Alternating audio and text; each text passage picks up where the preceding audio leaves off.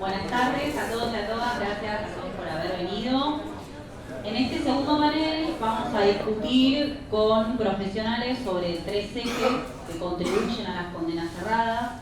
En primer lugar, vamos a reflexionar sobre la admisibilidad de la prueba científica, cómo podemos evitar que ingrese ciencia basura al proceso. En segundo lugar, discutiremos sobre los sesgos inherentes a todo ser humano y cómo influyen en las condenas cerradas y cómo mitigar sus efectos. Y finalmente vamos a debatir sobre la sugestión y la contaminación en las declaraciones testimoniales, especialmente en los niños, niñas y adolescentes. Forman parte de este panel Román de Antoni, abogado y docente de la Universidad Nacional de La Plata, magíster en Derecho Penal por la Universidad de San Andrés y en Derecho Internacional de los Derechos Humanos por la Universidad de San Martín, y coordina el Seminario de Prueba y Error Judicial en esta casa. Patricia Perelló, que es abogada por la Universidad de Mar del Plata, licenciada en Derecho, Ministerio de Educación y Ciencia, Secretaría General Técnica en Madrid, España, y máster internacional en Sistemas Penales Comparados y Problemas Sociales en la Universidad de Barcelona, también en España. Javier Navarrete Ibáñez, que es periodista independiente y docente de la Universidad Nacional de La Plata, y Matías Bonilla, licenciado en Psicología por la Universidad de Buenos Aires, docente de la Facultad de Psicología en la misma casa. Se encuentra actualmente realizando una investigación doctoral en el Laboratorio de Sueño y Memoria del Instituto Tecnológico de Buenos Aires, con una beca doctoral del CONICET. Su investigación se centra en el estudio de la generación de falsas memorias y su relación con distintas variables como el sueño, el estado de ánimo y la edad. Es estudiante de doctorado en la Universidad del Centro y actualmente se encuentra trabajando en colaboración con Innocence Project Argentina. Sin más introducción, bueno, quien les habla, soy abogada coordinadora de Innocence Project Argentina. El primer tema, entonces, vamos a discutir sobre la admisibilidad de la prueba. En Argentina es un tema que tiene particular importancia porque no tenemos estándares claros y estrictos, rigurosos, sobre cuál es la prueba científica que va a ingresar al proceso. En el marco de ese problema creemos que es valioso discutir sobre estos temas. La primera pregunta me gustaría hacérsela a Román, quien es además defensor público, y me gustaría preguntarte cómo trabajan con peritajes, a quién pueden consultar desde la defensa pública y cuáles son las dificultades que existen para que la defensa pública produzca sus propios informes para garantizar equidad en el proceso. Bueno, muchísimas gracias, Mica. Bueno, en primer lugar aclarar que no soy defensor público estrictamente, sino que trabajo para la Defensoría de Casación de la Provincia de Buenos Aires y bueno, también estoy en este doble rol de docente y coordinador de este seminario, que la verdad estamos re contentos con Vale de poder recibirlos a todos. Yo lo que veo desde mi punto de vista práctico es algunas dificultades, sobre todo en la defensa pública. ¿Por qué? Porque los defensores públicos, la defensa pública de la provincia de Buenos Aires no cuenta con peritos propios, ¿sí? Entonces muchas veces el rol del defensor público se ve limitado a lo que vendría a ser la contradicción en el juicio oral, pero no hay una cultura de litigar la prueba pericial. También está el problema que hay algunos peritos que estructuralmente dependen del Ministerio Público Fiscal, ¿sí? No del Ministerio Público de la Defensa. Eso hace que muchas veces trabajen, digamos, en connivencia, digamos, en contacto con los investigadores, y muchas veces tomen contacto previamente de la causa, conozcan cuáles son los puntos de interés del Ministerio Público Fiscal y vayan digamos, tomando información de contexto, ¿sí? De manera previa a hacer su análisis forense, que podría eventualmente contaminar inconscientemente su labor. ¿Sí? Esto lo estamos viendo cada vez más, sobre todo a partir de que se están generando estos disparadores actuales en materia de prueba, que no es algo muy común, pero afortunadamente desde hace unos años el tema probatorio está cobrando mayor relevancia, por lo menos en la academia. Lo que queremos es que tenga una incidencia mayor en la práctica. Así que ese es lo que puedo aportar, digamos, de mi rol como operador en la defensa pública. Lo que sí muchas veces nosotros que ya trabajamos con las condenas digamos, ya materializadas, es muy difícil a veces tratar de revertir una situación, porque muchas veces no vienen con los planteos, ¿sí? desde la instancia, cuestionando la validez científica, por ejemplo, de un método empleado por un determinado perito. Creo que uno de los grandes déficits, no solamente de la defensa, sino que creo de los abogados y abogadas en general, que en prueba pericial no tenemos una formación, ¿sí? Eso hace que al carecer de herramientas vinculadas a la formación de herramientas o de validez científica de determinados métodos que podamos estudiar, eso en el grado todavía creo que hay un déficit. En el futuro luego se ve materializado en nuestros roles como operadores. Por eso me parece importante que por lo menos celebrar estos espacios de discusión para que en un futuro tengamos un acercamiento mayor de los abogados y abogadas con la ciencia. Gracias, Román. La segunda pregunta que me gustaría hacerte es si, en base a tu experiencia, hay mecanismos para apartar a los peritos no capacitados o que cometen falsedades.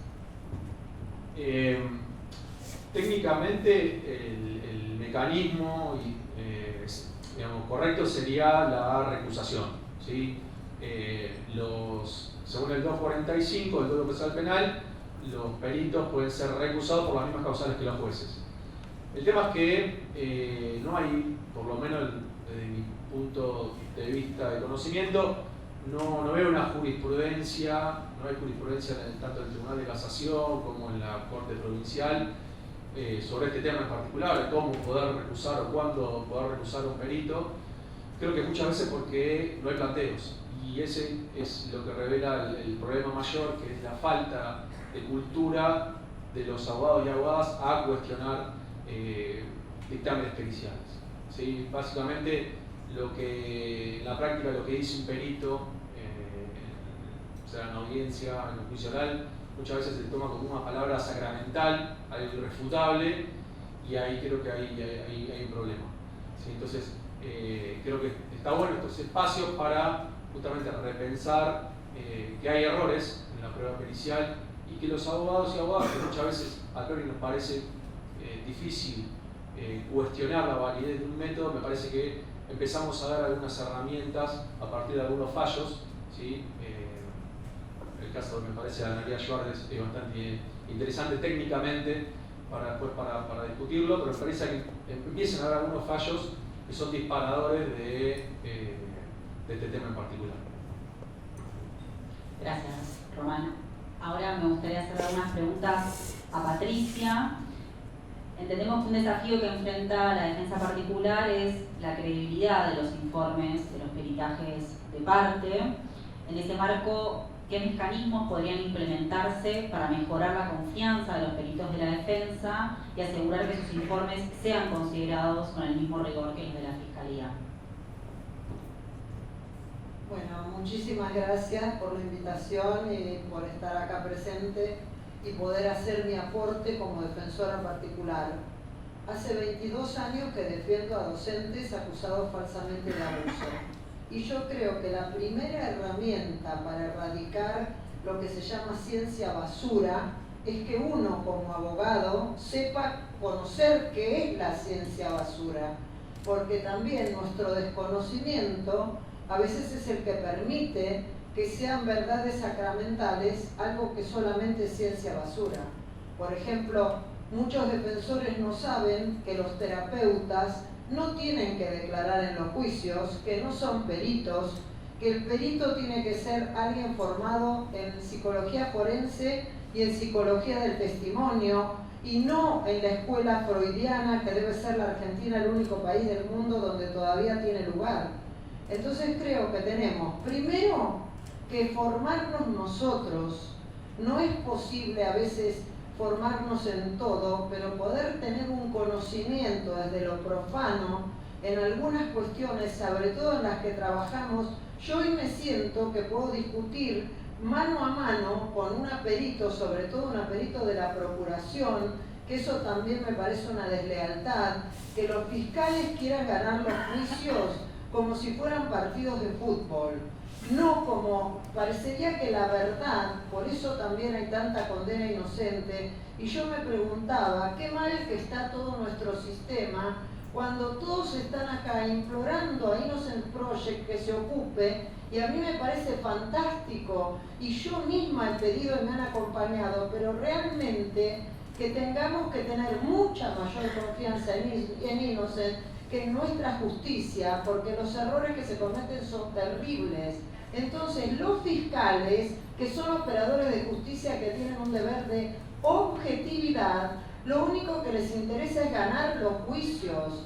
Por eso comparto lo que dijo Bazán de la corruptela que hay también en la justicia, y me hago cargo de mis palabras, como me he hecho cargo toda mi vida, porque la realidad es que la verdad, que es lo que necesita un inocente que quede a la vista, parece que no importara. Lo que importa es ganar el caso. Entonces tienen peritos formadas en ciencia basura que vienen a llevar basura a los tribunales, y los tribunales no lo saben o no lo quieren distinguir. Entonces yo, ¿qué es lo que hago para tratar de ponerle remedio a esta situación? Saber más que ese perito de la ciencia basura y confrontarla con sus antecedentes, con su formación, con qué es lo que tiene ella para ofrecer como profesional para que la haga creíble. Entonces eso es lo que tenemos que hacer, bregar porque primero el Estado tenga peritos capacitados, después bregar porque los jueces tengan conocimiento. A ver, el juez tiene que tener un conocimiento como para distinguir si un perito le viene a vender un buzón o el perito verdaderamente sabe, porque las sentencias no las pueden dictar en los casos que yo manejo los peritos, lo tienen que dictar los jueces. Ellos son los que ponen 35 años y abajo la firma, entonces son los que tienen que saber y se tienen que formar. Eso tenemos que exigir, tener un poder judicial como la gente, pero hay tal deterioro social, tenemos una sociedad tan enferma en la cual todos los padres piensan que los docentes especiales son potenciales abusadores, y todos los docentes, sobre todo los especiales, viven con miedo porque el chico parece ser una bomba nuclear que está por explotar en cualquier momento. Entonces yo quiero que acá sea un espacio de reflexión, porque tenemos que hablar de muchas situaciones que están mal. Y realmente lo que noto yo es que instituciones como Innocent dan estos espacios, son los únicos que hay para hablar de este tipo de casos y este tipo de temas. Yo no he tenido la oportunidad de hablarlo y participo en un montón de jornadas y de todo. Se habla de la dogmática penal, se habla... No, señores, vayamos al caso particular. Lo que me está diciendo, sobre todo que desde la psicología, y el colega no me va a dejar que diga algo que no es cierto, se puede decir cualquier cosa, y el juez, si no sabe o no quiere saber, se agarra de eso para lograr un fallo, para armar un fallo. Entonces yo creo que ese es el aporte que yo puedo hacer. Los abogados tenemos la obligación de estudiar y poder estar mano a mano con cualquier perito, y los jueces tienen una obligación mayor aún que la nuestra.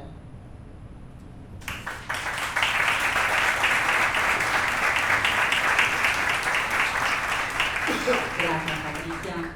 Ahora me gustaría preguntarle a Javier, en el marco de la idea incorrecta de que la ciencia es irrefutable, infalible, concluyente y perfecta, que forma parte del sentido común de la sociedad, y sobre la base de que la vía de información por excelencia del periodismo es la policía, las fiscalías y los jueces, nos preguntamos si los periodistas cuestionan la validez de las técnicas que se afirman como científicas en esos expedientes. Y la segunda pregunta, ¿qué posibilidades tienen de realizar su propia investigación sobre el tema, como por ejemplo consultar con otros científicos?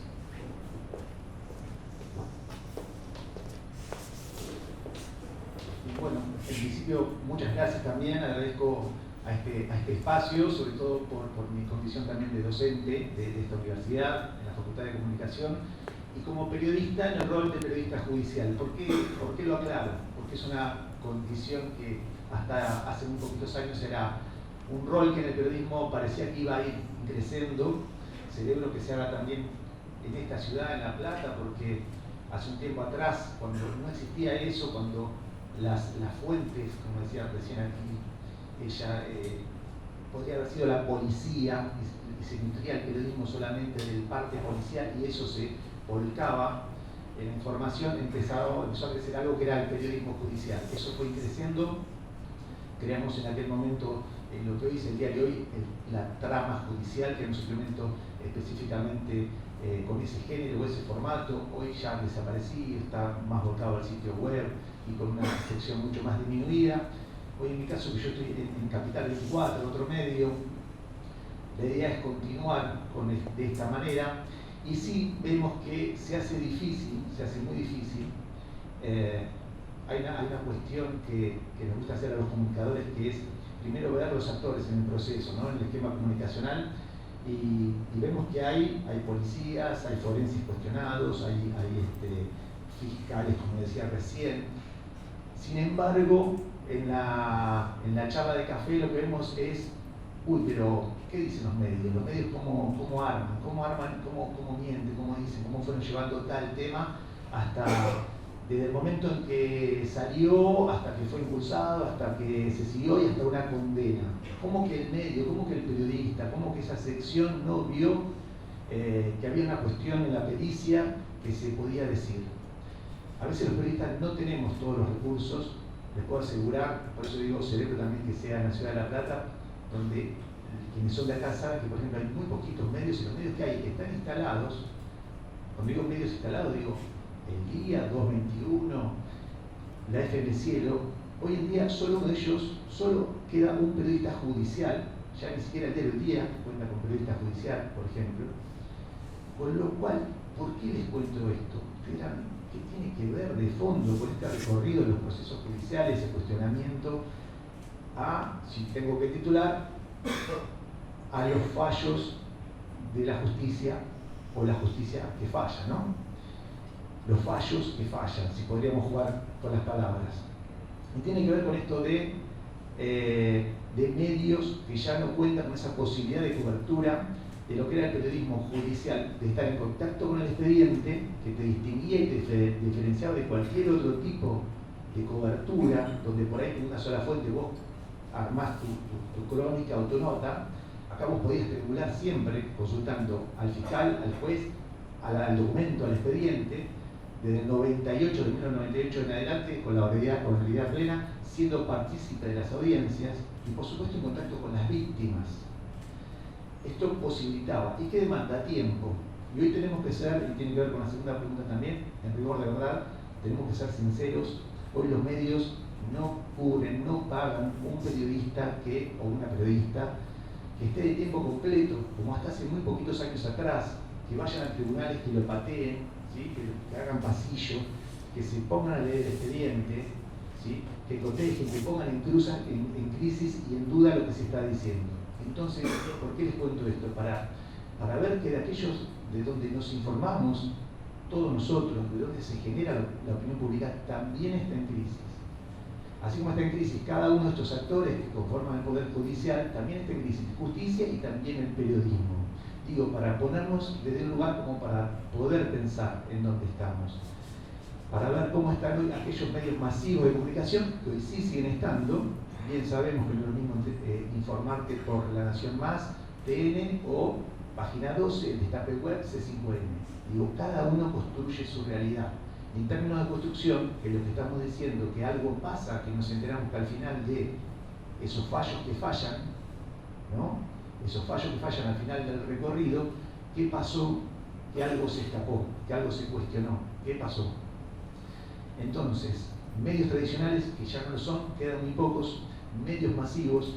¿Y qué pasa? Que la libertad de prensa se confunde con lo que lo denominamos libertad de mercado, ¿no? O sea, se informa en base a lo que se lee y cada vez se lee menos o se consume a través de redes sociales o del streaming o del share de la radio, ¿sí? O sea, algo veloz, algo rápido y que se impone y se publica o se postea de manera rápida para que sea consumible de manera inmediata, ¿sí? Esta es un poco la realidad, ¿sí? Muchas gracias. Ahora vamos a pasar entonces al segundo tema de este panel, que como les mencioné al principio, es sobre sesgos en las investigaciones penales, la ciencia y el periodismo. Y ahora sí, entonces me gustaría comenzar preguntándole a Matías Bonilla.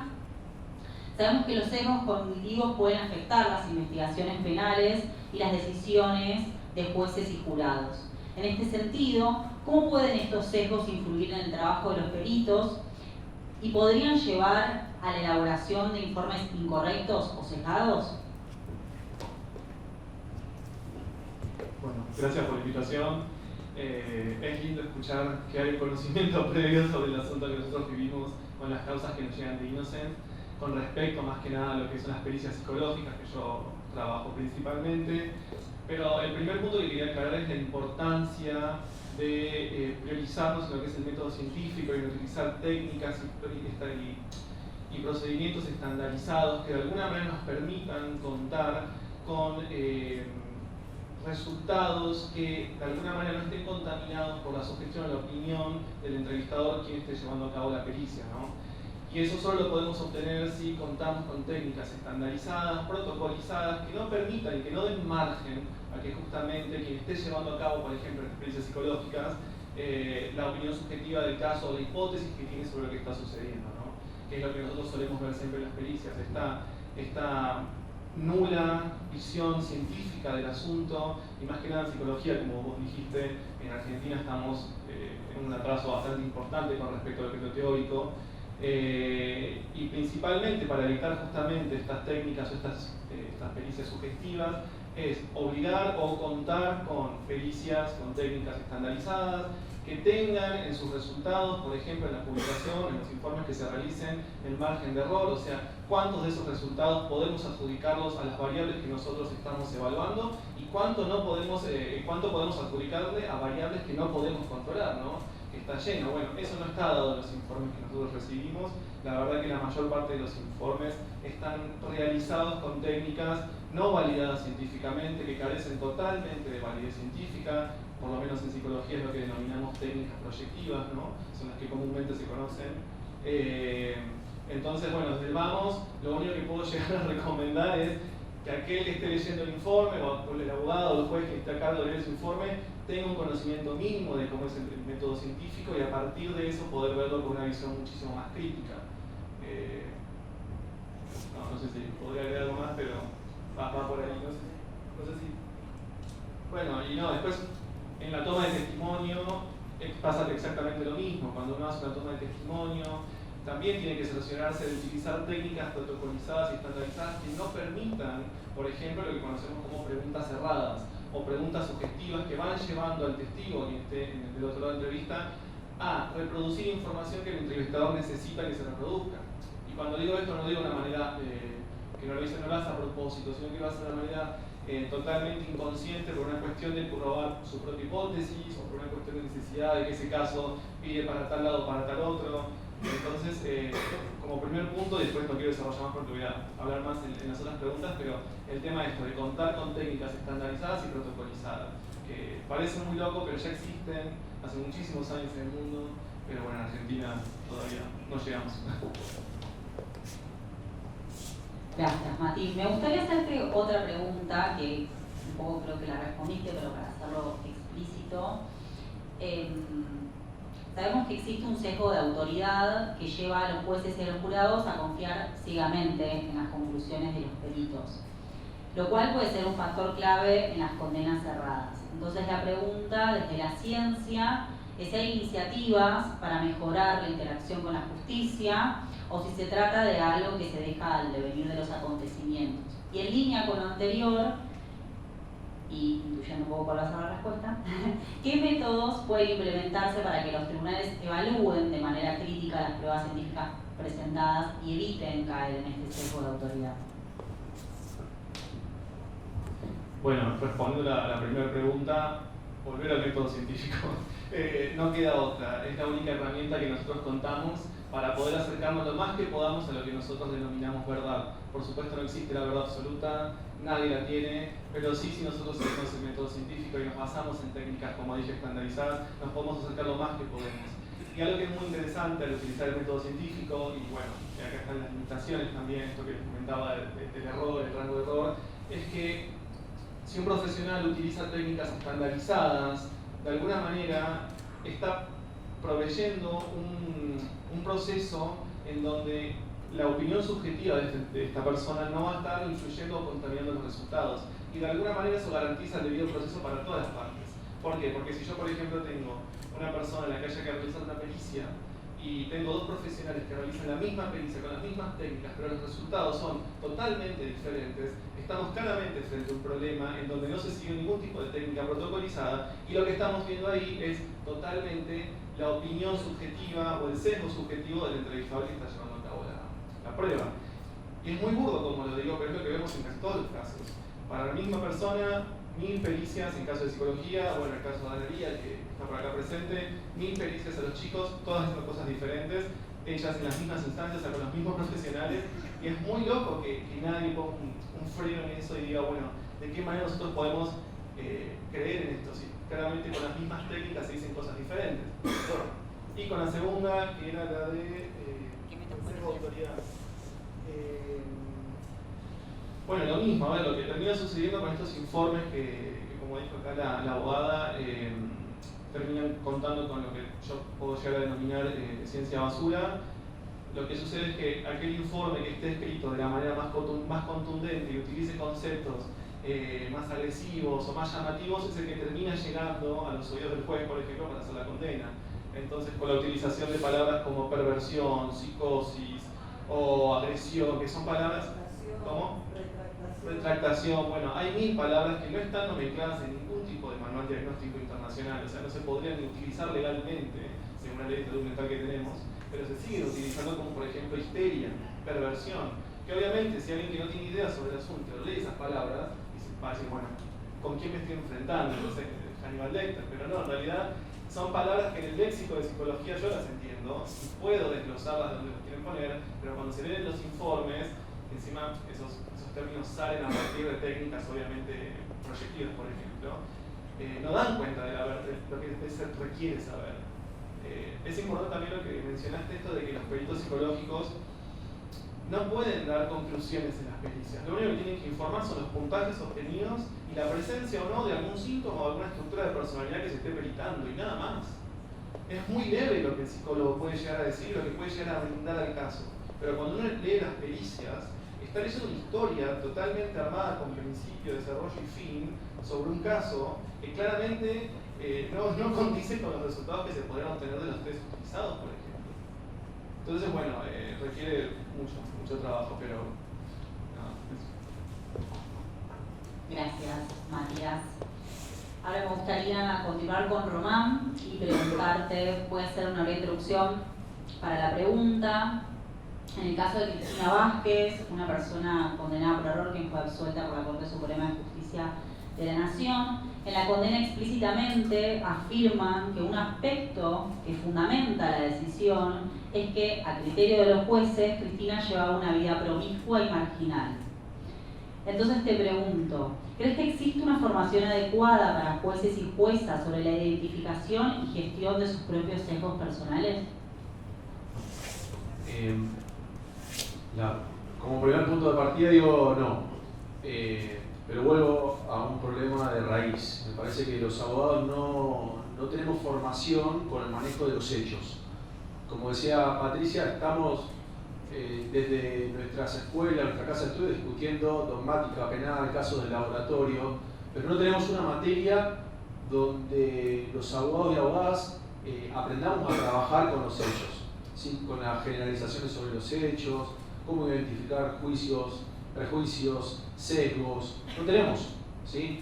Fíjense que acá hay un montón de estudiantes, la materia prueba solamente es un punto de una bolilla de procesal, ¿sí? No estamos acostumbrados, ¿sí? Y las casas de estudio estaban justamente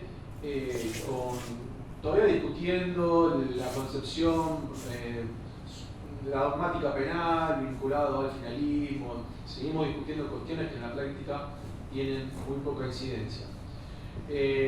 Afortunadamente hoy por lo menos las escuelas de jueces, por así decirlo, son pasos previos a que un potencial magistrado o magistrada quiera concursar en la provincia de Buenos Aires. Desde hace unos años eso es obligatorio, y hay algunas materias donde yo creo que tenemos, los que aspiramos a un cargo de juez, tenemos algunas materias donde vemos eso muy poquito, ¿sí? en algún puntito, pero después en la práctica no tenemos ningún mecanismo de revisión de sesgos, ¿sí? Una persona es designada en un cargo alto como es la judicatura, y si hace dentro de todas las cosas bien, dura el cargo de por vida. O sea, no hay revisiones, ¿sí? No hay exámenes cada determinado periodo, no hay un control de la calidad de los actos que se están realizando, y yo creo que esto en algún momento tiene que cambiar, ¿sí? Me parece que tiene que haber mecanismos de revisión que lleven a los jueces a repensar las prácticas que están realizando en su propio juzgado, porque muchas veces se van haciendo hábitos de cómo resolver determinadas cuestiones y se van generando lo que Kahneman llaman heurísticos de disponibilidad. Muchas veces se resuelven ante un problema, se resuelve de determinada manera porque lo hicimos un hábito, ¿sí? al modo de resolver. Y esto en sentencias judiciales, si ustedes lo leen o están acostumbrados empiezan a ver sentencias judiciales, van a ver que son patentes, ¿sí? Ya sabés cómo va a resolver determinado juez, determinado conflicto, ya sabés qué tribunal qué va a decir con este punto. Yo creo que tiene que haber en definitiva algún mecanismo ex post de revisión, y ex ante tiene que haber una mayor formación en materia probatoria. Un poco en línea con estos problemas, ¿crees que la participación de la sociedad civil, que puede ser por ejemplo en calidad de amigos del tribunal o de otras figuras, mitiga los efectos de estos sesgos? A ver, propiamente no sé si mitiga los sesgos. Lo que sí, la presentación de un amicus, sobre todo en organizaciones tan prestigiosas como Innocent Project, lo que hace es, por así decirlo burdamente, es sacar del montón la causa. Y esto lo digo como operador de justicia. Cuando una causa viene con la presentación de una organización, el caso viene a salir un poquito de la lista tradicional de casos. Entonces, no sé si es mitigar técnicamente el sesgo, lo que hace es que le pongan una lupita más. En los tribunales revisores, básicamente los que trabajan las causas, todos sabemos que no son los jueces, ¿sí? Sino que son los abogados que proyectamos la sentencia y luego, como dice Binder, hay una especie de justicia delegada. Los que trabajan técnicamente son los abogados que están debajo de los jueces. Y eso es en la práctica es así. Pero cuando hay una presentación de una organización, quizás hace que eleve el nivel de atención que requiere una causa, y sabemos que puede llegar a tener una mayor incidencia, a que le presten una mayor atención y busquen, en definitiva, esos déficits que viene reclamando, en este caso, la defensa. Por eso me parece que es una herramienta del amicus, una herramienta de litigio para los defensores indispensable. ¿Sí? Cualquier defensor me parece que buscar aliados para levantar el caso, para sacarlo de la pila del montón, porque sabemos que la justicia tiene sus problemas, está saturada, recursos limitados, etc. Elevar la vara de esos casos también ayuda a que aumente la probabilidad de una revocatoria, un reenvío, o lo que sea. Gracias. Ahora me gustaría preguntarle a Javier, y también voy a contar otro evento que tuvo otra particularidad, que tuvo el caso de Cristina. Un periodista la había apodado falsamente como la reina del martillo. Cristina estaba alojada en la misma unidad de una mujer que había asesinado a su marido a martillazos. El periodista se enteró de esa información y le adjudicó falsamente ese apodo a Cristina. Entonces las preguntas que surgen son: ¿de qué manera crees que la presión mediática y la difusión de información incorrecta pueden influir en las decisiones judiciales? Y la segunda, en línea con la anterior, cómo los periodistas pueden ser más conscientes del impacto de sus palabras en el desarrollo de un caso penal.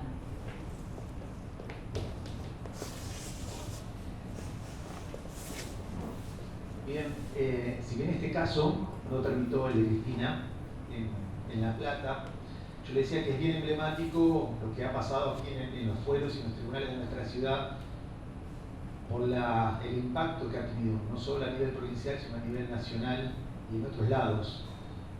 Cuando hablamos de La Plata y hablamos de la cuestión judicial y de las investigaciones, y si eso tendría que tener impacto en las decisiones judiciales, y la verdad es que no debiera,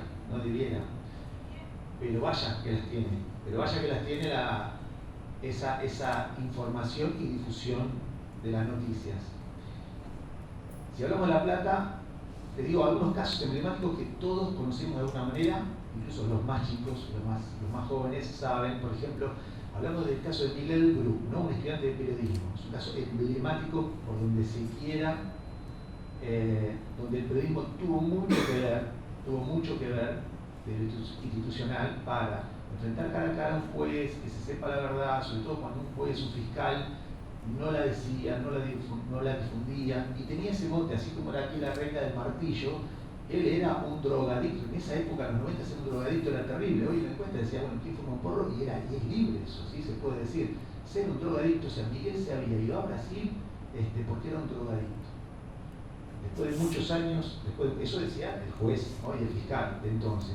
¿Qué pasó? Se supo que lo habían ingresado en la comisaría novena, que lo habían torturado hasta la muerte, y por suerte el juicio oral se pudo desarrollar, aún sin el cuerpo, aún hoy, después de tantos años, después de agosto de 1993, hasta hoy sin haberlo encontrado, se pudo realizar el juicio oral y se pudo arribar a condena, ¿sí?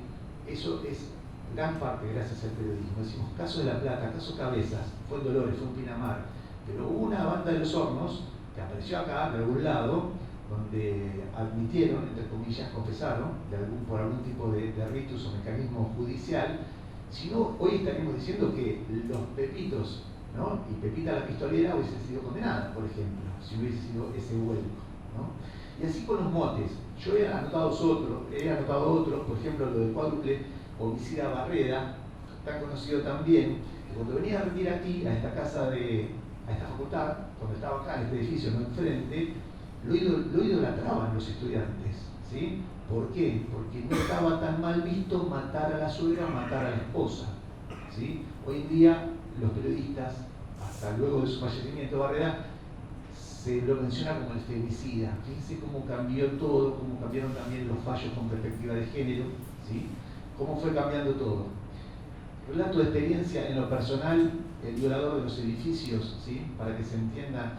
Hubo un caso muy emblemático acá, con un mismo patrón, había un violador serial que cometía los mismos casos. Lo cuento rapidísimo, de la misma manera, la forma en que sometía a las víctimas, siempre en edificios céntricos, la forma en que a las víctimas les hacía luego lavar las prendas y además les robaba. ¿Sí? Esto era el caso de que además les robaba. Un día, mamá e hija pasan por la zona de Facultad del Bosque, ven a alguien, lo señalan, es ese. Rueda de reconocimiento, es ese. Todavía sin pericia genética. Silvio Herrera, estudiante de ingeniería de Junín, preso. Al poco tiempo se hace un procedimiento, hay otro caso similar en otro edificio del centro platense, víctima iba con una amiga en un remis, calle 8, ve a uno de los mozos ahí de una pizzería de calle 8, dice, es ese. ¿Cómo es ese? Si el otro estaba detenido. Y así. Me pasó una personal que cuando yo iba caminando ese día rumbo a tribunales por calle 8, miro y lo veo cuando lo tienen, me quedo parado en el procedimiento y veo que es la misma cara del que estaba detenido. ¿Sí? Voy a unas cuadras más, se lo cuento al fiscal, hoy es un camarista de la sala de la Cámara de Apelación de La Plata, y me dice, Javier, menos mal que me contás esto, porque les tengo que contar, en base a la primera pregunta, otra de las fuentes claves para el periodismo es el off the record. Yo le dije que era el expediente, le dije que era el fiscal, que era el juez, que eran las víctimas y la familia de la víctima. Pero el off the record es clave. Al fiscal le digo esto, y el fiscal ahí él me confiesa que él no estaba convencido, que el reconocimiento de Rueda lo estaba llevando por un lado, la presión mediática, que estamos hablando acá, por otro, o por el mismo sentido también. Bueno, ¿en qué derivó esto? En que es liberado. Obviamente cuando él cargó esa presión, que muy pocos fiscales la cargan, es decir, libero porque tengo dos personas sospechosas iguales, muy parecido. Si googlean los casos del violador serial de los edificios, van a ver que tenían un parecido, una fisonomía muy similar. Al muy poco tiempo vuelve a ocurrir otro hecho, pero detienen al autor. Finalmente, un autor, apellido Salas. ¿Qué pasa? En el diario pusimos las tres caras, los tres rostros eran totalmente similares, ¿sí? Y se pudo saber a través de que estaba libre, a través de un fallo del 2x1, de un juzgado, viejo juzgado no criminal y correccional, y que él venía haciendo Salas distintos hechos y que contaba con una libertad, ¿no? Y él había sido el autor. El patrón genético luego se hizo mucho más tarde y dio que era el autor. Pero digo, es muy difícil que hoy en día desde el periodismo se pueda llegar a esto de estar sobre los expedientes, seguirlos, para tratar de llegar a la verdad. Lo que sí tratamos siempre es de chequear, cruzar fuentes para tratar de arribar a eso. Pero es muy difícil, sobre todo cuando desde el inicio hay un mote y hay un sentido en donde va la dirección y en donde va la publicación, ¿sí? Para cerrar esta parte de la pregunta, piensen lo que pasó después de varios días con el caso Logan, cuando después de saber muchas cosas, muchas pistas, los abogados allá, un abogado platense ahí dando vueltas con su celular, mostrando lo que pasaba, aparece el perro de Logan, un perro que aparentemente logra destrabar huellas, ¿no? Que un montón de peritos semánticos, rastros, en lo que sea, no lo habían podido hacer. Y muchos, fue el título principal, ¿por qué? Porque pone en jaque todo el sistema enseguida, ¿sí? Y es muy difícil volver atrás cuando un caso está instalado. Y de esto contaron hoy en el primer panel, de cómo se instalaron sus casos, cómo se instalaron sus temas, ¿no? Y cómo se instala ese culpable, ¿no? Y sabemos muy bien que después de las primeras hojas, verdad que digamos, no se resuelven las primeras hojas, es verdad que huye, dice el axioma, y ni hablar si estamos hablando del final del proceso con condenas erradas como es el tema que hoy nos convoca, ¿verdad? Gracias, Javier. Para finalizar con este tema, me gustaría preguntarle a Patricia, que también pueda hacer alusión a un caso. Nosotros presentamos un amicus curiae en el caso en el que vos estás trabajando, el caso de Gastón Salas, un docente condenado por haber abusado de una serie de niños en el marco de sus clases, al igual que Analía. Allí uno de los problemas más graves que identificamos en la causa y sobre todo en la sentencia es que los fundamentos de la condena, la jueza explícitamente dice que juzga desde su perspectiva como madre y como mujer. Más allá de los argumentos jurídicos en torno a la garantía de la imparcialidad judicial, me gustaría que debatamos sobre los sesgos que influyen en las decisiones judiciales. Entonces te pregunto, ¿de qué modo crees que la defensa puede contribuir a disminuir esos sesgos? ¿Se tienen en cuenta estos sesgos a la hora de pensar la teoría del caso, los alegatos de la defensa sobre que los jueces y las juezas pueden verse influenciados por estos sesgos? A ver, qué difícil. El caso Salas es un caso de dos docentes, el docente Gastón y la docente de Sala, pero lo grave, que ustedes a lo mejor después no sé si intervinieron o no, es que encontramos que la fiscal en una cámara Gesell se olvidaron el grabador prendido y la fiscal dice, y la tenemos denunciada, mirá, le dice al nene, yo te voy a preguntar esto cuando prendan la cámara, pero no, vos me tenés que contestar así, pero yo no te lo puedo preguntar de esta manera, te lo digo ahora, así cuando prende la cámara vos me lo contestás de esta manera. Eso me refería hoy cuando decía que los fiscales quieren ganar, aún con delitos, porque nosotros la tenemos denunciada porque eso es un delito. Pero el sesgo A ver, es difícil, todos tenemos sesgos, somos sujetos, es decir, toda nuestra mirada es subjetiva. Yo creo que, como decía acá el licenciado, el conocimiento científico, el conocimiento profundo, profundizar en los temas nos hace apartarnos un poco de los sesgos. Ahora, a mí me daría vergüenza, y lo tuve que presenciar en un juicio ahora acá en La Plata hace un mes, que un abogado, el abogado de la querella, le preguntara al mejor perito que debe haber en psicología del testimonio si era padre. ¿Qué miércoles me importa si el perito es padre? Si no, preguntarle algo sobre psicología del testimonio. Pero esos sesgos me parecen vergonzosos, que un juez, yo no me puedo adelantar en un alegato o en una teoría del caso a una aberración, como que la jueza salga como que juzga desde su perspectiva de madre. Entonces, si no fuera madre no puede juzgar, o si es un hombre y no es madre, obviamente no puede juzgar. Me parece un espanto, tiene que juzgar como jueza, y luchar contra los sesgos es muy difícil, pero los sesgos están muy teñidos desde la ignorancia. La ignorancia nos genera creencias, y las creencias nos generan sesgos. Es decir, yo miro nuestra historia personal, yo siempre me fijo en los padres que denuncian abusos sobre sus hijos, si no tenemos en las historias que también han sido abusados, porque generalmente miran así, en diagonal, en forma sesgada.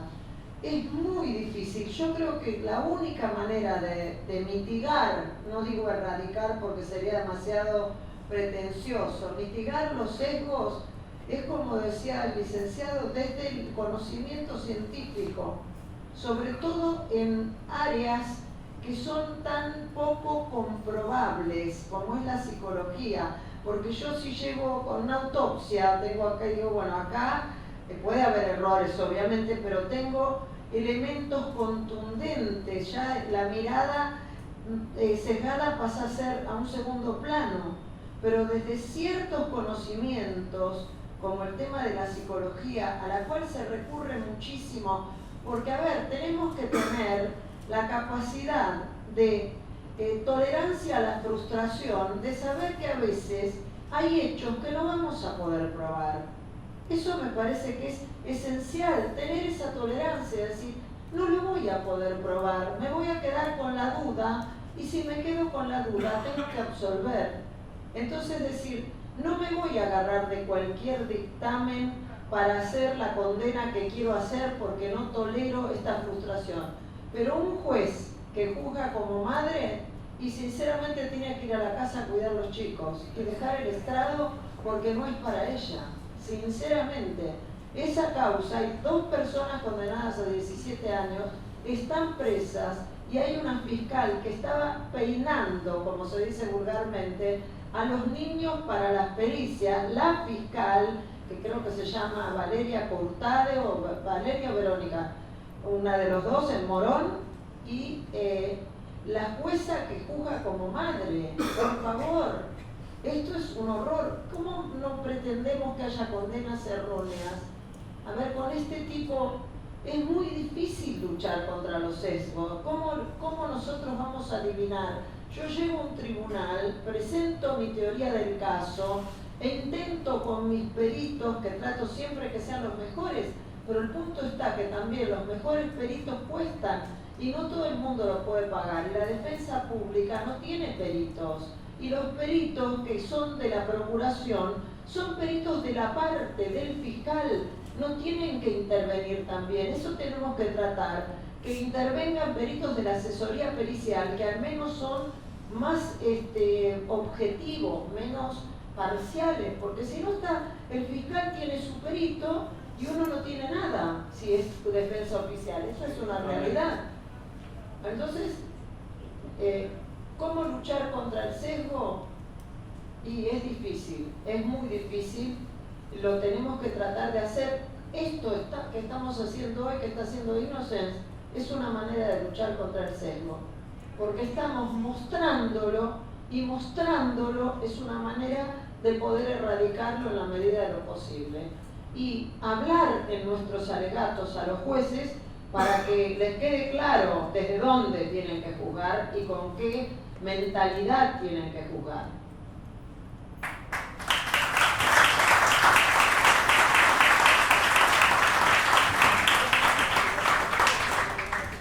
Muchas gracias, Patricia. Bueno, venimos muy bien de tiempo, eso es algo muy bueno.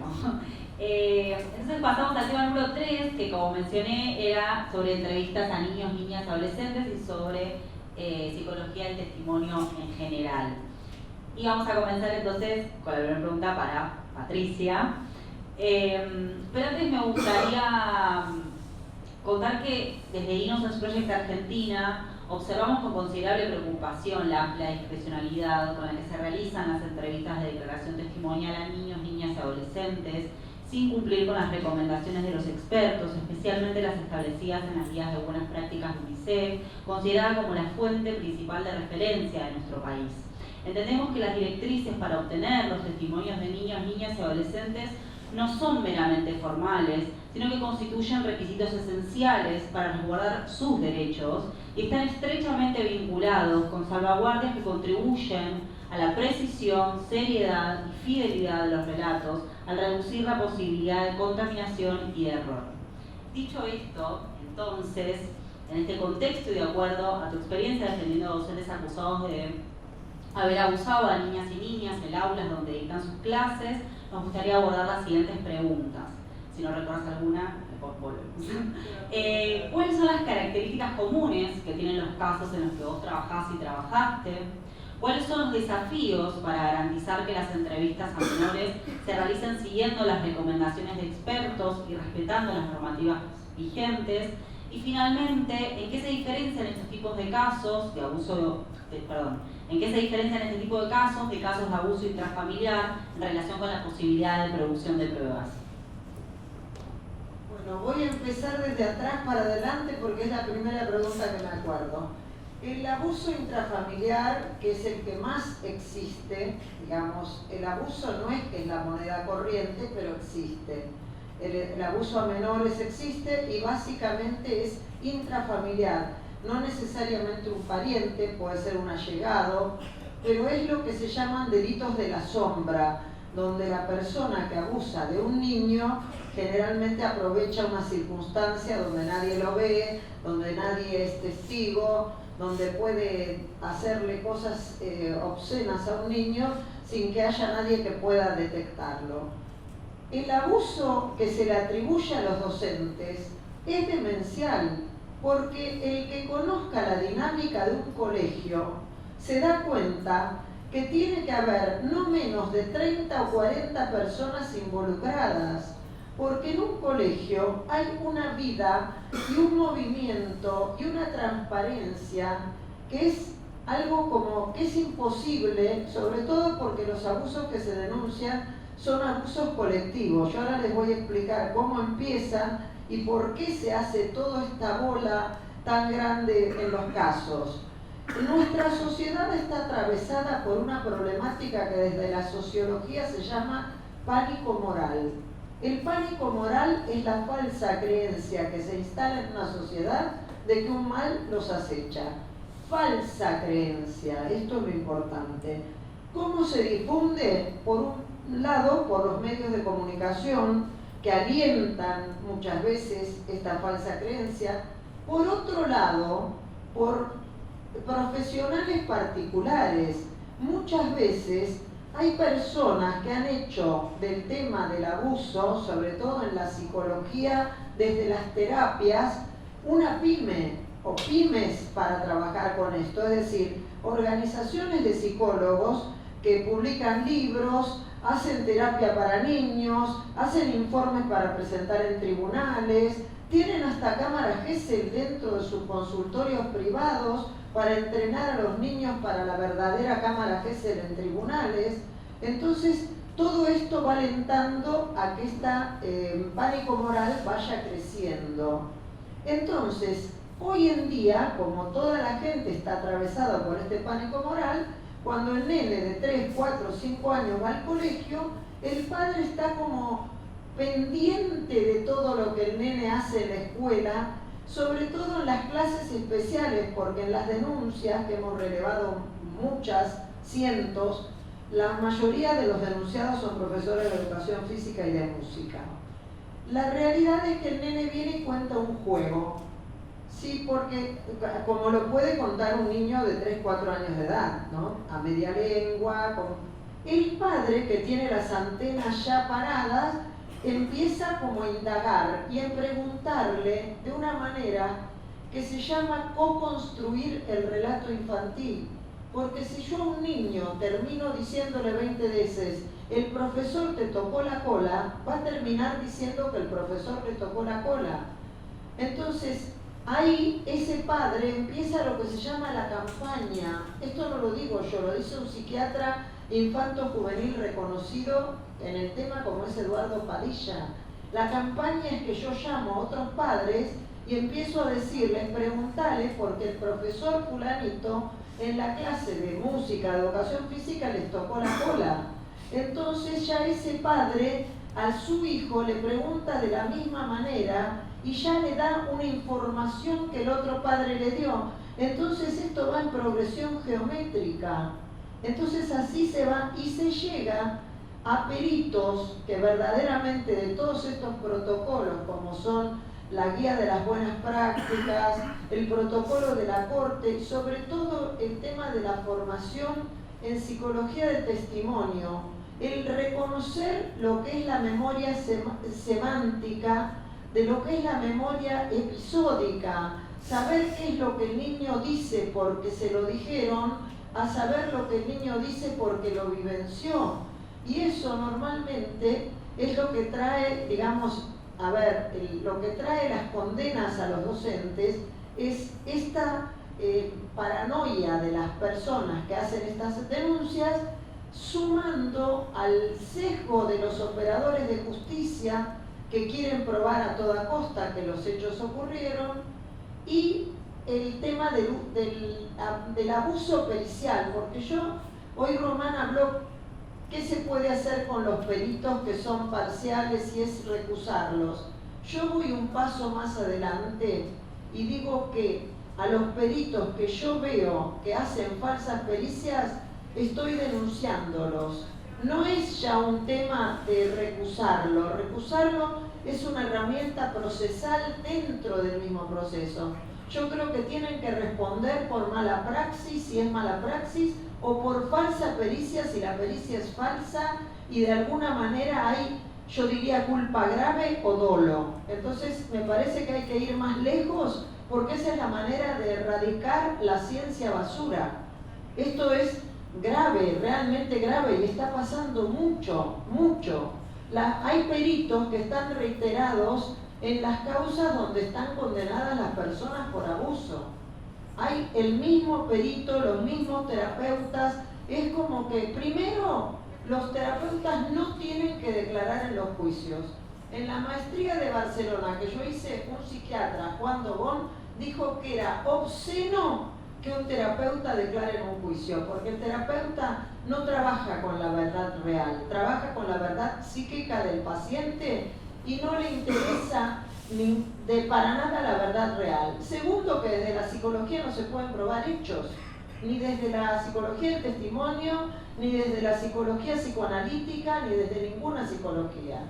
Entonces creo que el testimonio de niños en el tema de los procesos, estos sobre todo de los supuestos abusos colectivos, es importantísimo, es la evidencia y se debe preservar como se preserva cualquier evidencia, cumpliendo una cadena de custodia, cumpliendo los parámetros que las guías o que los protocolos dan y siendo entrevistado por una persona idónea, que eso es lo que lamentablemente falta. Entonces, tenemos que traer los abogados particulares, que podemos hacerlo, peritos formados para que le enseñen a los jueces en los debates cómo se debe tomar una cámara Gesell. Porque tomar un testimonio en cámara Gesell es preservar una evidencia, es empezar desde un relato espontáneo. Si el niño hace alguna alusión, ir haciendo preguntas más directas y no que el psicólogo de tribunales termine cometiendo las mismas barbaridades que cometieron los padres en los interrogatorios domésticos. Y entonces, lamentablemente, eso falta. En Estados Unidos hay unos criterios que se llaman criterios Dauber, que es para ver qué prueba, la validez de la prueba, la calidad, diría yo, más que la validez de la prueba. Y eso está bueno porque lo que hace es filtrar que no puede incorporarse ciencia basura. Hoy el psicólogo habló de los test proyectivos. Los test proyectivos son una porquería. ¿Por qué? Porque los test proyectivos los interpreta alguien y puede decir que algo es verde, otro puede decir que algo es azul y el otro puede decir que es colorado. En Estados Unidos, aun cuando no sea un país que me resulte un modelo de nada, en Estados Unidos lo que hacen es decirle a los jueces, aplicamos test proyectivos, pero queremos advertirles que estos test proyectivos no muestran nada concreto ni nada certero, que sirven a nuestro criterio como tal cosa. Y los jueces ven si eso les sirve o no les sirve, pero advertidos del valor. En cambio, acá yo he visto en los procesos que parece que fue una tomografía computada, un test proyectivo, cuando verdaderamente no tiene ningún valor. Así que eso es lo que puedo decir, que hay que ser muy cuidadoso, muy precavido y que el testimonio de un niño tiene que ser tomado por alguien muy idóneo y que se tiene que indagar cómo ha sido previamente todo el proceso que esa evidencia, que es los dichos de ese niño, ha atravesado hasta llegar al momento de la entrevista en cámara Gesell, que es un testimonio, nada más que eso. Perdonen si por ahí me plagio demasiado. Gracias, súper claro. Matías. Después de ella hasta los criterios de Albert me dijo. Sí. ¿Qué técnicas podrían implementarse para reducir al mínimo la sugestión y asegurar que las entrevistas de declaración testimonial en general y en particular la de los niños capturen su percepción genuina de los hechos? La hago corta porque la mayoría... No, pero igual bien, te voy a llevar a la facultad para que... Porque la verdad que, como bien dijo acá Patricia, hay criterios, por ejemplo en Estados Unidos, de admisión de prueba, que básicamente estipulan que la prueba que se utilice contenga y mantenga ciertas formas, ¿no? Que haya sido revisada por pares, que haya sido publicada, que tenga, por ejemplo, el consenso entre los profesionales del ámbito, etcétera, etcétera, etcétera. Son criterios que surgieron a partir de un caso de una farmacéutica que omitió ciertos detalles de efectos adversos de una droga en malformación de fetos en madres gestantes, ¿no? Entonces, a partir de eso surgió la necesidad de crear criterios que de alguna manera permitan dirimir entre una técnica y otra, ¿no? Es importante destacar también el rol de la memoria. Bueno, lo que yo estudio, entender que la prueba testimonial es una de las pruebas más importantes a la hora de generar condenas, que más del 70% de las condenas cerradas son a causa, por ejemplo, de reconocimientos faciales erróneos, ¿sí? Que la memoria declarativa, que acá estoy hablando de memoria episódica semántica, la memoria declarativa obviamente no es una cámara de fotos que reproduce de forma fiel el pasado, todo lo contrario, es súper maleable, súper falible, se puede intervenir, se puede modificar un recuerdo, se pueden agregar pequeños detalles a una memoria de un hecho, hasta crear hechos enteros que nunca sucedieron. O sea, esto parece quizás ciencia ficción, pero es muy fácil hacerlo, porque también nuestra memoria tiene una especie de naturaleza reconstructiva. No tenemos una capacidad ilimitada de recordar, por suerte, si no sería como el cuento de Borges, o sea, no tenemos una cabeza infinita para los datos. Entonces, a partir de ciertos datos que tenemos, vamos rearmando generalmente nuestras memorias, y lamentablemente no, así funciona el mecanismo, cualquier información que se introduzca en el momento de evocar una memoria la puede modificar, y una vez que se modifica esa memoria, queda modificada para siempre. Después nos es imposible diferenciar lo que es un recuerdo falso y un recuerdo verdadero, ¿no? Hablando de falsas memorias.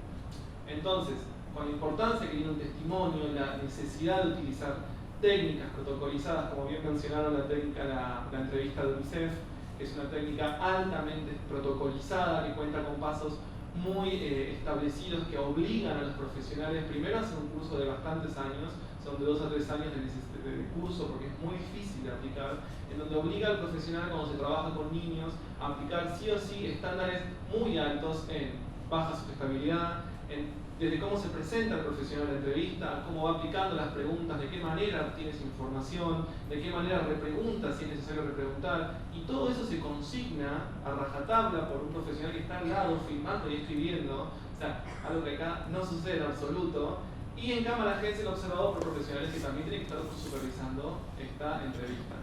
Si ustedes leen las entrevistas GESEL, o por lo menos leo las que ustedes me traen desde Innocent, la de Salas también es una que es terrible, esa pericia, es una peor que leí.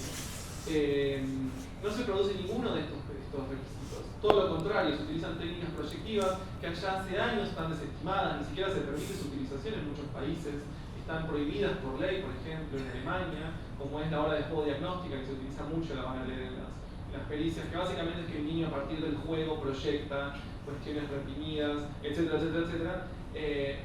Entonces, la importancia de aplicar técnicas protocolizadas, estén estandarizadas, obviamente con la salvedad de que hay muchas pruebas que están estandarizadas, por ejemplo, en otros países como España, de habla hispana, pero que acá tienen que, ¿cómo se dice?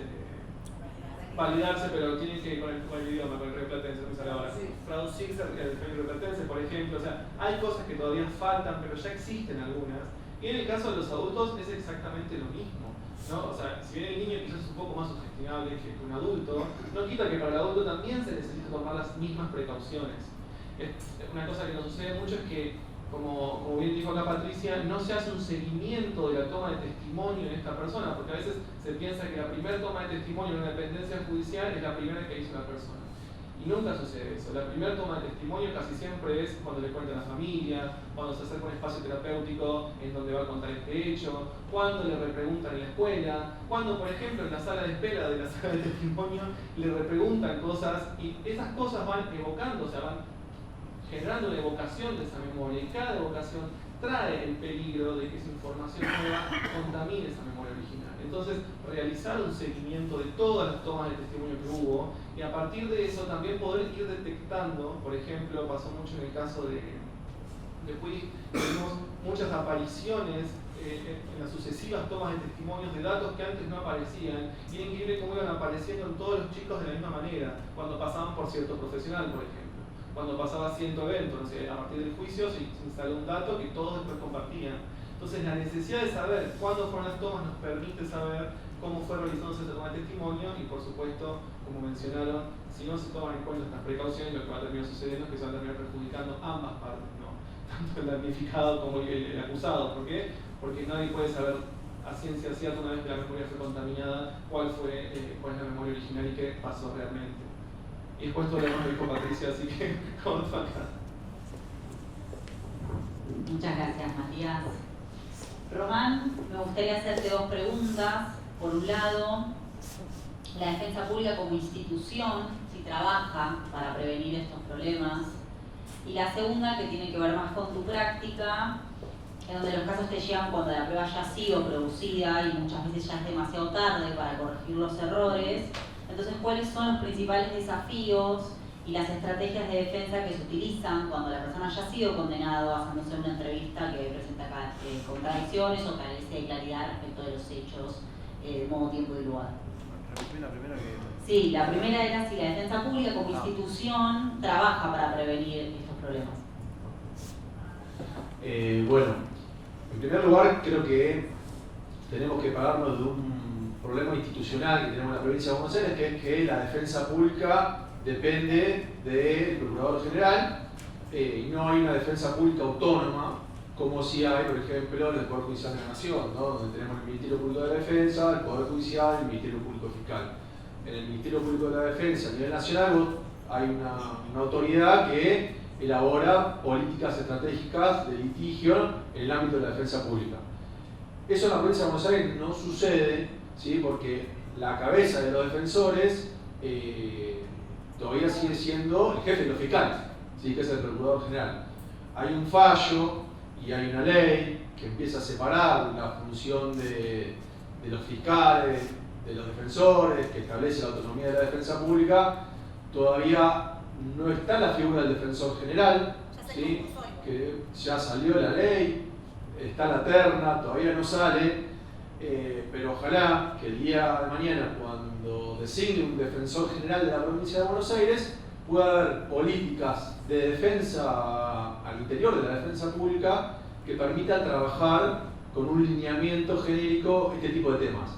¿Qué sucede en la práctica? No hay políticas estratégicas de defensa en estos casos y se trabaja caso a caso. Entonces, muchas veces es una lotería donde sucede el caso, el defensor que a uno le toque, el grado de formación en estos temas que tenga, la escasez de recursos. Acá hay solamente un aperito para toda la defensa, un aperito psicológico para toda la defensa local. Ese es un problema estructural, institucional. Ojalá que el día de mañana la defensa pública pueda contar con mayores recursos para hacer frente a estos problemas. Después, ¿qué nosotros hacemos desde la Defensoría? Bueno, yo lo voy a hablar a título personal, porque la defensa tiene distintas cabezas, por lo menos la Defensoría de Casación. Creo que hay protocolos que uno como operador tiene que prestar atención a que se cumplimenten, como son la resolución 903/12 de la Suprema Corte de Justicia, que establece cómo es el protocolo para el establecimiento de cámaras GESEL, y hoy en día tenemos esta herramienta, me parece fantástica, como son las guías prácticas de UNICEF, la del 2023, que es la última, incorpora un montón de elementos de psicología del testimonio, ¿sí? Y eso me parece fundamental.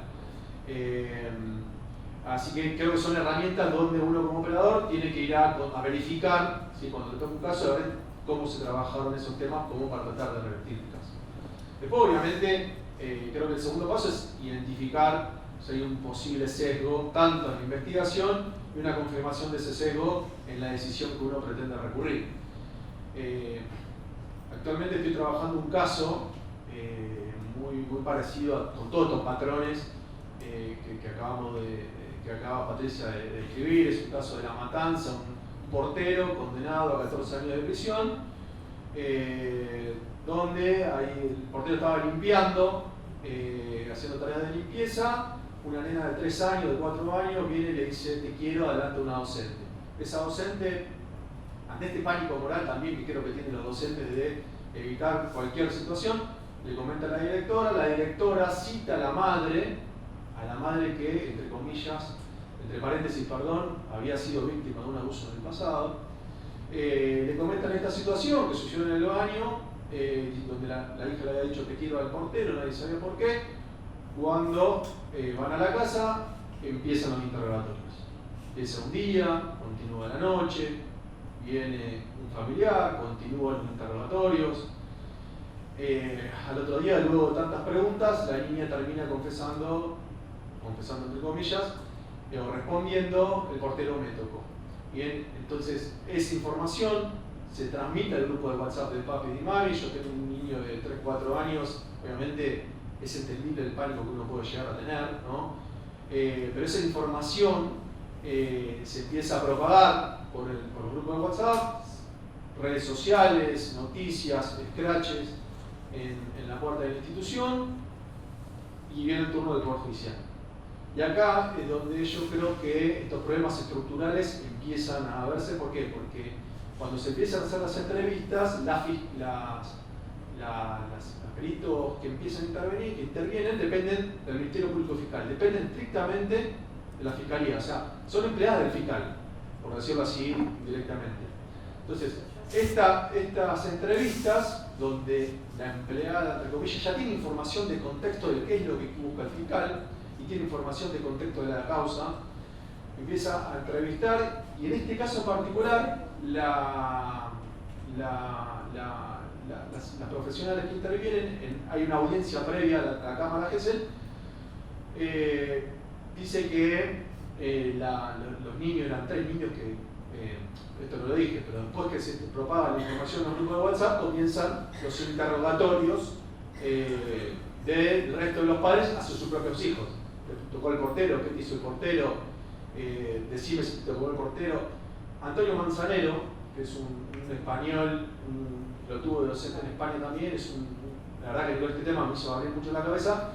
Él viene trabajando este tema hace muchísimos años en España, en Madrid, y él dice, por ejemplo, que los niños que enfrentan una situación parecida a esta, son interrogados antes de llegar al Poder Judicial de 30 a 50 veces. Padres, tíos, padre, madre, hermanos, familiares, amigos. Entonces, él lo que dice es que los niños no dicen lo que sucedió, sino que en muchas ocasiones, y lo corrobora con la investigación empírica, los niños no aprenden a decir lo que los adultos quieren que digan. ¿Sí? Sí, algunos lo denominan inoculación. Entonces, este problema luego hace que se vaya creando donde los docentes en esos interrogatorios empiezan a tratar de confirmar sus sospechas. ¿Sí? Son interrogatorios donde obviamente no hay ningún control, obviamente no existe la defensa, no hay ningún control, no están filmadas, entonces es muy difícil. Y en este caso en particular, la empleada del fiscal, luego la licenciada que trabaja dentro de la fiscalía, dice que los niños no estaban, pese a que vos ves el contenido de las entrevistas y cada uno responde de manera distinta, los niños no estaban aptos para participar de la Cámara Gesell. Ergo, cuando se hace la requisitoria de elevación al juicio, la mayor prueba de cargo es el testimonio de los padres. ¿Bien?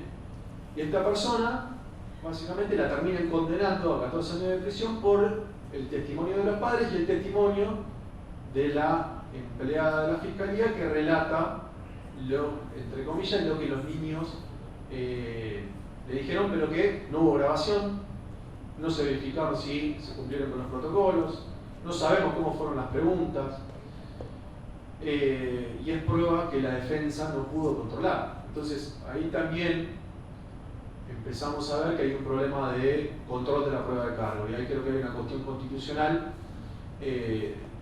bastante manifiesta que creo que es estratégicamente como defensor en instancias superiores, me parece que es un tema interesante a plantear. Pero bueno, cuestión que esta persona la terminan condenando a 14 años de prisión y actualmente estamos trabajando en la defensa para tratar de evidenciar el sesgo que comienza con el interrogatorio de los padres, pero que se perpetúa, que se hace una cascada de sesgos con todos los operadores posteriores intervinientes.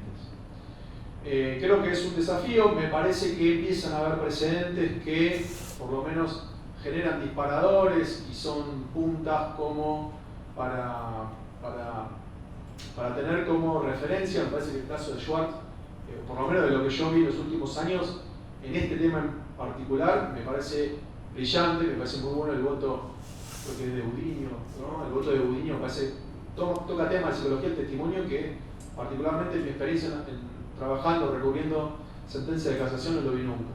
Entonces me parece que hay, para quienes trabajamos en la defensa en estos casos, me parece que ahí tenemos un fallo que empieza a abrir la puerta para que los defensores públicos que estamos, o que trabajan en instancias anteriores, públicos o privados, tengan un norte de cómo desarrollar su estrategia de defensa. ¿Sí? Creo que debatir en una primera instancia lo que es la etapa de admisibilidad de prueba, hay una lógica donde, digamos, hay una audiencia de admisibilidad, el juicio por jurado es obligatoria, pero con jueces profesionales es una etapa donde es un mero trámite. Entonces, que los defensores empiecen a utilizar esa audiencia de elaboración del juicio, donde se pueda discutir la calidad de la prueba que va a llevar al debate y al conocimiento de los jueces o jurados, me parece también una punta donde los defensores pueden agarrarse. No podemos permitir que ciencia basura termine ingresando al conocimiento y se revelen en los juicios orales y que los jueces compren lo que dicen sin ningún tipo de cuestionamiento. Por eso es importante que los defensores cuestionen, tanto en la admisibilidad o en el debate oral, la validez científica que puede tener un método, que empecemos a emplear los índices que recién mencionábamos de los estándares de Dauber.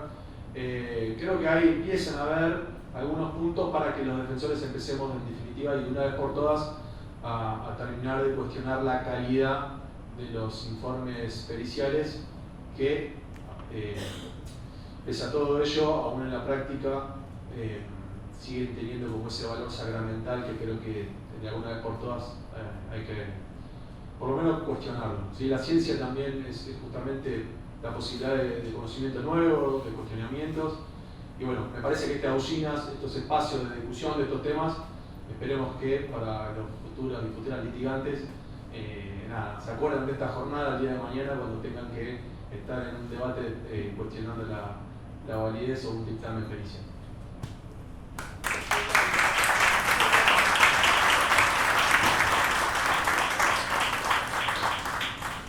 Gracias, Román.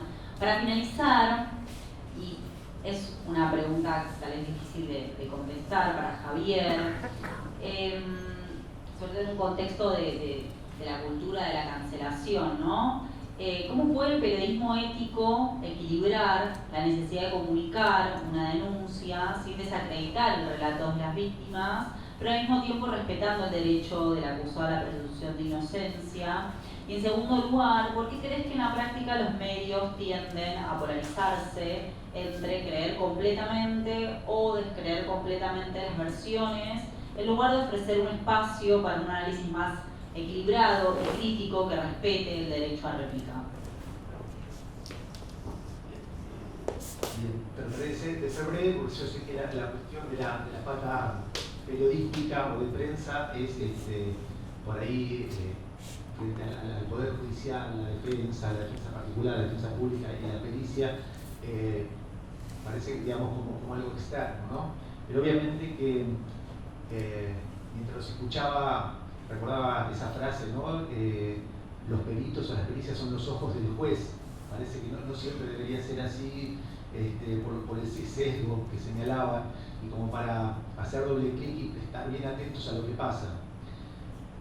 Ahí justo veo también que está volviendo Adrián, uno de los letrados de Lucas Puig, y veo cómo en la cobertura de aquellos casos, del caso de Lucas Puig desde el comienzo, esos patrones calcados, con casos Salas que nombraba Patricia, y un caso que se está ventilando ahora aquí en La Plata que ya mencionaba y que dentro de pocos días está el veredicto, son los mismos patrones que nosotros cuando cubrimos y vamos a cubrir el juicio oral y durante la etapa de investigación vemos que se trabaja de la misma manera con las víctimas. La verdad que para quienes cubrimos esto desde hace un tiempo nos hace un poco de ruido. ¿En qué sentido? En que veíamos con mucho beneplácito que desde la defensa pública muchas veces, o en el nuevo rol de la oralidad, con el nuevo código, aquel llamado de los 90, procesal penal, la víctima iba a tener un rol mucho más activo, importante. Pero bueno, no para que pase esto, no como para que pase esto finalmente, como para que la víctima. Por eso la pregunta que ahora aquí me trasladan es, bueno, ¿cómo alcanzar un rigor de verdad sin menospreciar, sin desoír a la víctima? Es muy difícil, ¿sí? Les quiero contar qué nos pasa a los periodistas. Por ejemplo, en el caso de Lucas Puig, recordamos aquellos años donde, no sé cómo se imaginaron ustedes cómo es una cámara Gesell. Yo sé que ahora está muy avanzado todo, pero la cámara Gesell en aquel caso fue si no recuerdo mal, un despacho muy chiquito con un aparador, un mueble y hecho de esa manera, ¿sí? Nos imaginamos las películas con los vidrios polarizados, con los peritos y etcétera, etcétera, que no ven a la víctima, ¿no? ¿Y cómo se realizan? Yo les quiero decir cómo cubrimos esto todavía hoy, después de tanto tiempo, en lugares que todavía se denominan palacios de justicia. Los jueces se hacen llamar todavía sus señorías, que solo hablan a través de las sentencias muchos, ¿sí? Entonces hablamos de la publicidad de los casos, por eso celebramos estos encuentros donde damos a conocer y se pueden visibilizar muchas de estas cuestiones, donde nos es muy difícil acceder. Mientras se ventila este juicio oral, por ejemplo ahora, de estos últimos días, en las otras salitas, otras 2 salas más, por ejemplo acá en el Foro Penal de La Plata, hay por día 5 o 6 casos de abuso sexual, además de otros delitos, ¿sí? Pero se están ventilando en la sala de flagrancia, en la sala de correccional, que se van tomando prestadas, digo, para conocer un poco cómo se va llevando adelante esa oralidad. Y en este tipo de casos, piensen que, si yo les decía al principio, ya los medios no tienen periodistas judiciales abocados, se llama periodistas destacados haciendo cobertura en el lugar, O sea, se cubre con lo que se puede por teléfono. Señal vieja de teléfono, ahora que tenemos WhatsApp, pero se cubre como se puede, ¿sí? Es así, encima es así como se arma la agenda, para tener idea de que cada día cuando nos levantamos y vemos los medios y ven las tapas de los diarios, que van a ver que la tapa de los diarios es más o menos la misma cantidad de 5 o 6 títulos, las mismas todos los diarios. Algún diario te dirá blanco o negro, pero es más o menos la misma. Y este poder judicial también, que uno ve,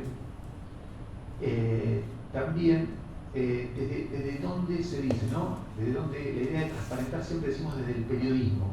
Pero también nosotros vemos que a un poder judicial que le cuesta hacer eso, ¿no? Hoy hablaron de jueces que le falta que no son probos o que arriban a sentencias que son cuestionadas o la forma en que tabula la prueba. Hay que ver cómo se realiza también esa selección de jueces, transparentar esa selección de jueces, ¿no? Esos concursos, ¿de dónde salen? Porque después cuando nos encontramos que semejantes errores, condenas erradas, como mencionaron hoy aquí, pasan y dicen, ¿de dónde salió este? ¿Sí?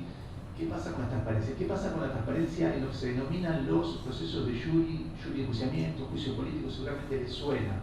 Cuando un juez de cámara voltea o confirma determinada aberración o llega a condena y se pierden esos procesos justamente porque son políticos, entran en el lugar de ahí en el Senado, en la legislatura y se pierden. Esa falta de transparencia que la vemos los periodistas, esas complicaciones y dificultades para seguir las investigaciones, es la que vemos también en el Poder Judicial.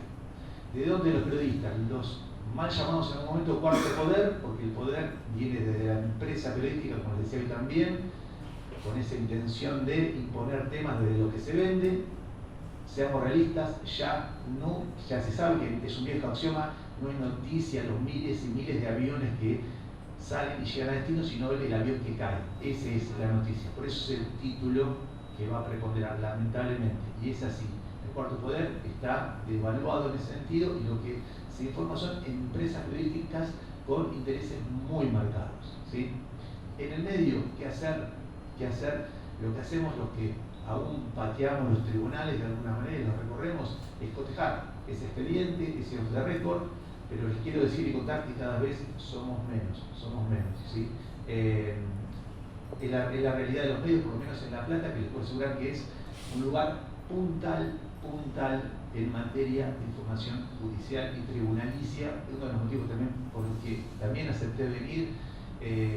Vieron que hay hablando de frases, y con esto cierro, vieron que dicen que Dios está en todas partes, pero atiende solo en la capital.